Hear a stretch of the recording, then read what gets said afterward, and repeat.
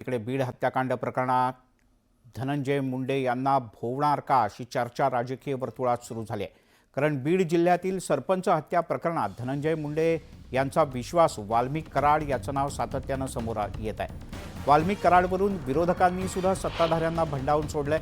त्यावर कुणालाही सोडणार नाही असं विधानसभेत मुख्यमंत्री देवेंद्र फडणवीस यांनी सांगितलं।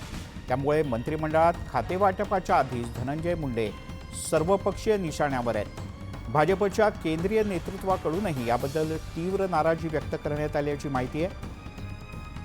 खातेवाटपाच्या आधीच धनंजय मुंडे यांची मोठी अडचण झाली असून त्यांना हलकं खातं मिळणार की थेट मंत्रिमंडळातून नारळ दिला जाणार याची चर्चा नागपुरात सुरू झाली आहे। आणि थेट जाऊयात नागपूरला। राहुल झोरी आपले प्रतिनिधी आपल्यासोबत जोडले गेले आहेत। राहुल, धनंजय मुंडे यांच्या कार्यकर्त्याचं नाव आल्यानंतर काय नेमकं पुढे होऊ शकतं?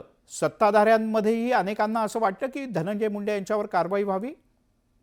अगदी मिलिंद, ज्या पद्धतीनं ही हत्याकांड घडलं आणि त्यानंतर लगेचच धनंजय मुंडे यांनी शपथ घेतली, ज्याचं नाव वारंवार यामध्ये गोवलं जाते किंवा वारंवार सगळ्या माध्यमांपासून ते राजकीय निशाण्यावर असणारं वाल्मिक कराड, जे की परळीचे माजी नगराध्यक्ष आहेत।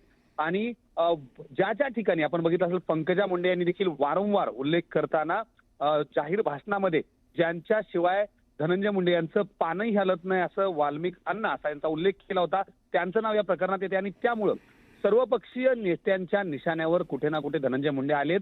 याच बाजूनं निष्कलंकित मंत्रिमंडळ असावं ह्या जो आग्रह केंद्राचा होता, धनंजय मुंडे यांचं नाव येताच ही झालेली हत्या आणि त्यावरून राज्यात झालेली कायदा व सुव्यवस्था प्रकरणावरून केंद्राची देखील यावर नजर आहे। आज ज्या पद्धतीनं वारंवार उल्लेख झाला, कोणालाही सोडलं जाणार नाही, याचाच अर्थ जर वाल्मिक कराड यांचा त्याच्यामध्ये समावेश असेल तर त्यांना देखील तात्काळ अटक होईल आणि या सगळ्या प्रकरणात सीडीआर तपासले जावेत अशी देखील मागणी होते। या संपूर्ण गोष्टींमधून आता धनंजय मुंडे यांना अगदी अजून खातेवाटप झालेलं नसताना देखील अशा पद्धतीनं त्यांच्यावर होणारे आरोप किंवा थेट संबंध ही त्यांची मोठी अडचण ठरू शकते। हलकं खातं मिळणार की थेट मंत्रिमंडळाच्या खातेवाटपाच्या आधीच धनंजय मुंडे यांना मंत्रिमंडळातच नारळ मिळणार ही देखील चर्चा जोर धरते। त्यामुळं नेमकी काय कारवाई होते आणि यासोबतच केंद्रीय भाजप यामध्ये कशा पद्धतीनं हस्तक्षेप करते हे देखील पाहावं लागेल। बर, राहुल तू राहस आपल्यासोबत। प्रणाली कापसे सुद्धा आपल्यासोबत जोडले गेलेत। प्रणाली, आता या सगळ्यात विरोधक अधिक आक्रमक होताना दिसत आहेत, काय आणखीन माहिती आहे?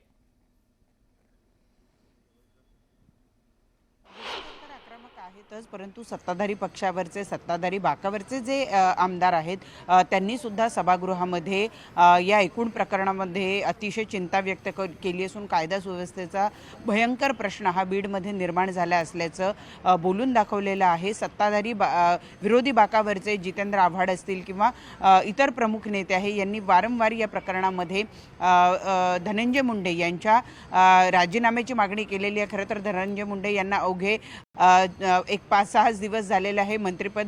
पदाची शपथ घेऊन अजून खातेवाटप सुद्धा झालेलं नाही आहे। असं असताना नाव जाहीर केल्यानंतर मुळात आपण जर बघितलं तर धनंजय मुंडे यांचं नाव सुद्धा जाहीर व्हायला खूप उशीर झालेला होता, खूप वेळ लागलेला होता। त्याला सुद्धा कारण हे देशमुख प्रकरण, सरपंच देशमुख हत्या प्रकरणच आहे। आणि आपण आत्ता जरी बघितलं तरी विरोधकांकडून आणि त्याचबरोबर सत्ताधाऱ्यांकडनं या प्रकरणाची अतिशय गंभीरतेनं दखल यासाठी सुद्धा घेतली जाते कारण अतिशय निर्घृणपणे हा हत्याकांड जे आहे ते घडवण्यात आलेलं आहे आणि एकूणच दहशत माजवण्याचा हा संपूर्ण प्रकार बीडमध्ये बघायला मिळतो आहे। आणि उत्तरामध्ये सुद्धा मुख्यमंत्री देवेंद्र फडणवीस यांनी ज्या व्यक्तीचा उल्लेख, कराड या व्यक्तीचा, वाल्मिक कराड या व्यक्तीचा उल्लेख जो केलेला आहे हे धनंजय मुंडे यांचे अतिशय निकटवर्ती आहे। स्वतः धनंजय मुंडे यांनी हे अधिवेशन सुरू असताना सुद्धा हो तो माझा माणूस आहे अशा पद्धतीचं वक्तव्य केलेलं आहे। आणि त्यामुळे साहजिक आहे की धनंजय मुंडे यांच्या अडचणीमध्ये वाढ झालेली आहे। विरोधकांनी जशी मागणी केलेली आहे तसा धनंजय मुंडे यांचा राजीनामा घेतला जातो का किंवा जे खातेवाटप जाहीर होईल त्या खातेवाटपामध्ये अगदी खालचं खातं त्यांना दिलं जातं का, या दोन गोष्टींकडे आता लक्ष राहणार आहे। उद्याचा एक दिवस अधिवेशनाचा अजून शिल्लक आहे, काय नेमकं होऊ शकतं? अधिवेशन संपण्यापूर्वीच कारवाई होईल का नंतर कारवाई होईल?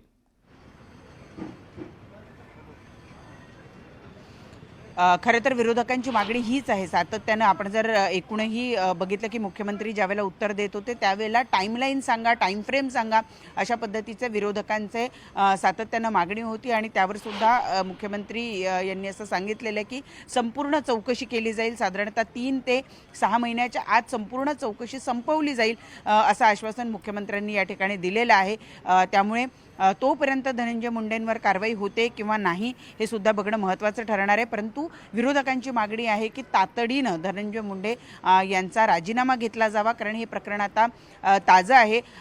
जास्त कालावधी गेला तर त्या प्रकरणावर कुठेतरी पांघरूण घातलं जाईल किंवा दुर्लक्ष केलं जाईल आणि त्यामुळे प्रकरणाचं गांभीर्य लक्षात घेऊन अधिवेशनाच्या कालावधीतच धनंजय मुंडे यांचा राजीनामा घेतला जावा अशी विरोधकांची मागणी या ठिकाणी आपल्याला बघायला मिळते.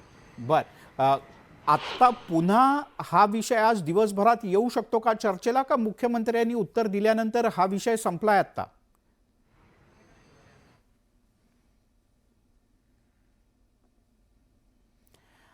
प्रणाली कापसे आपल्या प्रतिनिधी आपल्यासोबत जोडल्या गेल्या होत्या. राहुल झोरी आपले प्रतिनिधी आपल्यासोबत होते. पण दरम्यानच्या काळात जितेंद्र आव्हाड यांनी मुख्यमंत्र्यांनी सभागृहात सगळा विषय सांगितल्यानंतर, सरकारच्या वतीनं निवेदन केल्यानंतर जितेंद्र आव्हाड काय म्हणाले आपण ऐकूया.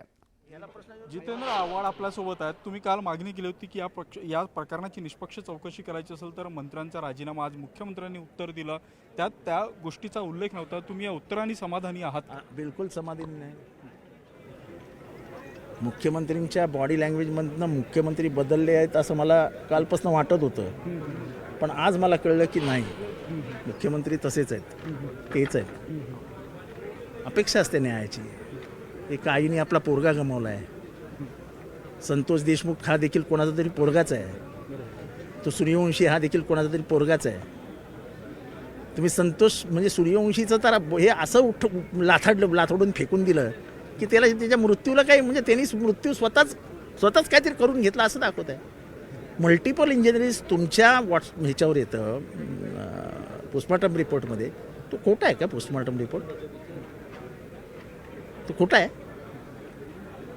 हे शॉकिंग आहे सगळं. असं इतकं माणसाने निर्दयी संवेदनशीलता सोडून देणं महाराष्ट्राच्या हिताचं नाही. महाराष्ट्राचा पुढचा रस्ता किती खडतर असणार आहे हे याच्यावरून दिसतं. पण मुख्यमंत्र्यांनी आता एसपींची बदली केलेली आहे, जे दोषी पोलीस. ते जाऊ द्या हो. मेन कोण आहे? एसपी कोणाच्या सांगण्यावरनं हे सगळं वागत होता? कलेक्टर कोणाच्या सांगण्यावरनं रेती चोरी थांबवत नाही आहे? MSCBचे कॉन्ट्रॅक्ट कोल म्हणजे ते काय फ्लॅश ॲश काय असते, ड्राय ॲश, त्याचं कॉन्ट्रॅक्ट कोणाकडे आहे? कोण करोडो रुपये दिवसाला बीडमध्ये कमवतंय? आम्ही कमवतोय? सगळ्या बदल्या कोण करतं? परळीचं ते काय काय ऊर्जा प्रकल्प आहे, त्या ऊर्जा प्रकल्पाचे सगळे कॉन्ट्रॅक्ट कोणाकडे आहेत? हे सगळं खणल्याशिवाय तुम्हाला मुळात जाताच येणार नाही. सुषमा अंधारेंना दम देऊन गुन्हा मागे घ्यायला लावला. सुषमा अंधारेला मी आतापर्यंत बोललो नव्हतो. धस साहेबांच्या पत्नीला किती छळले वाल्मिक कराड आणि मागणं धनंजय मुंडेंनी, हे विचारा जाऊन.